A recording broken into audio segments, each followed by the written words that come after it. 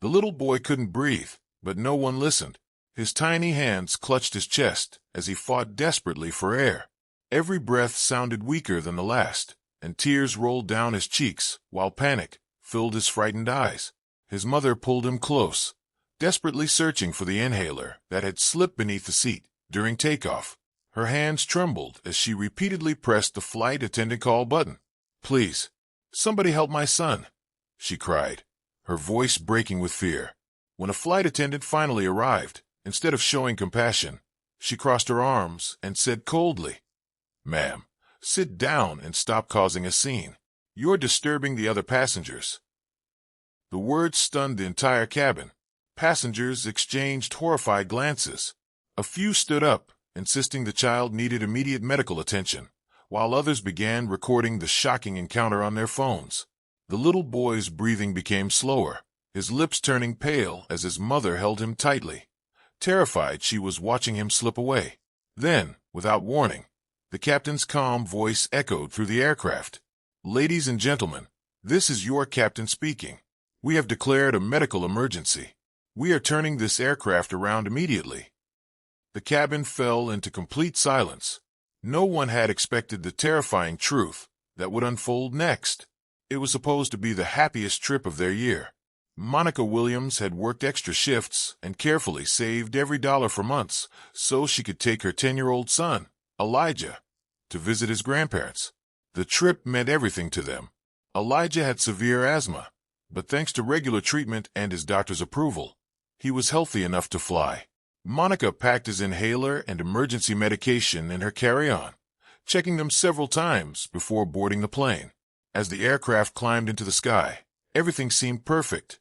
Elijah smiled as he looked out the window at the clouds, excited to see his grandparents again. About 30 minutes into the flight, his smile suddenly disappeared. He leaned toward his mother, his voice barely a whisper.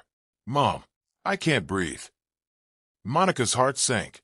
She immediately noticed the fear in his eyes and reached for his inhaler, only to realize it had slipped beneath the seat in front of them during takeoff. She quickly pressed the call button. A flight attendant named Karen approached with an impatient expression. "My son is having an asthma attack," Monica pleaded. "Please help me get his inhaler." Karen barely glanced at Elijah before replying coldly, "Ma'am, the seatbelt sign is on. Stay seated." "My son can't breathe," Monica cried. Karen sighed. "He looks fine. Please stop overreacting." Nearby passengers stared in disbelief as Elijah gasped for air, his breathing becoming weaker and his lips slowly turning blue. A retired nurse sitting across the aisle could no longer stay silent. She quickly unfastened her seatbelt, rushed toward Monica and Elijah, and firmly said, "This child needs medical help right now. Every second counts." Her voice echoed through the cabin, instantly drawing everyone's attention. Karen stepped in front of her with a frustrated look. "Ma'am, please return to your seat immediately," she ordered. The nurse refused to back down. "I'm a retired nurse, and this boy is having a serious asthma attack. If you keep delaying, you're putting his life at risk." Another passenger stood up in anger. "Are you serious? Can't you see he's struggling to breathe? Stop arguing and help him." Monica was now in tears, holding her son tightly as he gasped for air. "Please, somebody save my son," she cried. The commotion finally caught the attention of another flight attendant. The moment she saw Elijah's pale face and heard his desperate breathing, her expression changed instantly.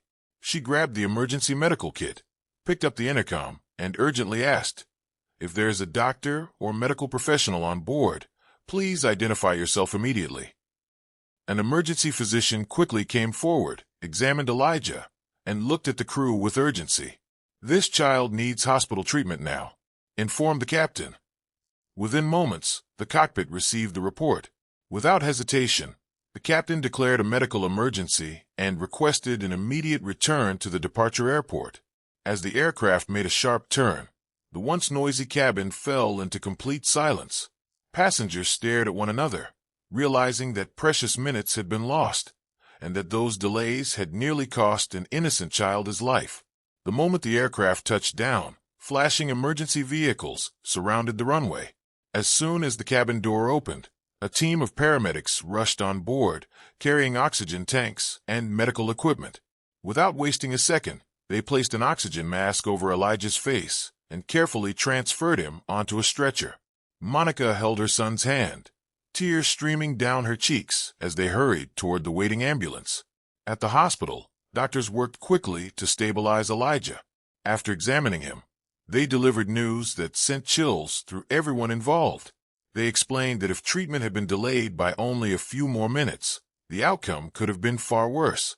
Monica broke down in tears, grateful that her son had survived. Back on the plane, passengers were furious. Many had recorded the frightening incident on their phones, and within hours the videos spread across social media, sparking outrage across the country. Millions questioned how a crew member could ignore a child clearly suffering a medical emergency. Facing intense public criticism, the airline immediately opened an internal investigation. Security teams reviewed cabin recordings, interviewed passengers and crew members, and discovered that Karen had failed to follow required medical emergency procedures and had never alerted the captain when Monica first asked for help. She was placed on administrative leave while the investigation continued. Meanwhile, the retired nurse, the emergency physician, and the second flight attendant were praised as heroes for acting when every second mattered. Days later, Monica thanked the strangers who had stood beside her. Fighting back tears, she said, "When one person ignored my son, complete strangers became his family. They gave my child a second chance at life." Her heartfelt words touched millions and became a powerful reminder that compassion can save lives. Several weeks after the frightening incident, the airline announced a series of major reforms designed to ensure that no family would ever experience a similar ordeal again. Every flight attendant and cabin crew member was required to complete advanced emergency medical training, with special focus on recognizing life-threatening conditions such as asthma attacks, allergic reactions, and cardiac emergencies. The airline also introduced a new policy stating that every reported medical emergency must be treated as urgent until evaluated by a qualified medical professional. The airline publicly apologized to Monica and Elijah, acknowledging that the response on board had fallen far below the standard passengers deserved. The company's CEO personally met with the family, expressing sincere regret and promising that no parent should ever have to fight for help while their child struggles to breathe. Thankfully, Elijah made a full recovery. A few weeks later, he returned to school with a bright smile, stronger and healthier than ever. His story inspired families across the country to learn basic emergency preparedness and reminded people never to ignore someone in distress. The passengers who spoke up that day became true heroes, not because they wore uniforms or held important titles, but because they refused to stay silent when a child needed help. Remember this: compassion has the power to save lives. Never judge someone's emergency by their appearance, their voice, or your first impression. One act of kindness can change a life forever. If this story touched your heart, please like this video, subscribe to the channel, and share it with your friends and family. Together, we can spread compassion, respect, and the courage to stand up for those who need it most.